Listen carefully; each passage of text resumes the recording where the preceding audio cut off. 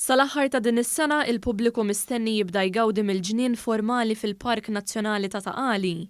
Din iż-żona tal-Park Nazzjonali għaddejja b'xogħlijiet estensivi biex titrasforma dan il-ġnien u jkun jista' jitgawda fil-glorja kollha tiegħu. Ix-xogħlijiet kienu jinkludu l-bini ta' sistema ta' irrigazzjoni, pavimentar mill-ġdid, restawr tal-funtana u wara l-kwinti tal-anfiteatru u sistema ta' dawl intelligenti fost oħrajn. Ix-xogħol hawnhekk ilu li telaq minn Marzu ta' din is-sena, mistenni li l-ewwel fażi tiegħu titlesta sal-aħħar ta' din is-sena f'Diċembru tal-2021.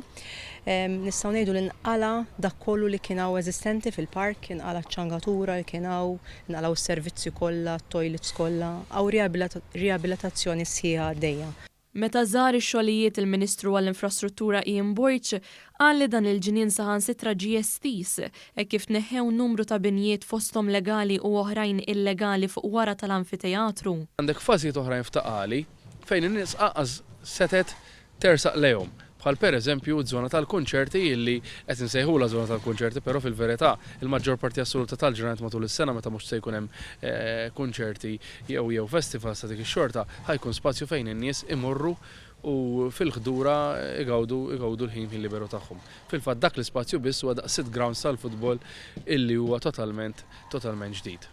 Il-koordinatur tal-proġett Jason Mikallef spjega li dan il-ġnien ġie diżinjat b'tali mod li jkun spazju ta' rikreazzjoni fejn ukoll ser ikunu jistgħu jittellaw attivitajiet kulturali. Dana mhux biss kien bżonn, imma il-mod kif ġie ridiżinjat se jkun qiegħed jilqa' ħafna iktar għal attivitajiet kulturali u attivitajiet ta' divertiment.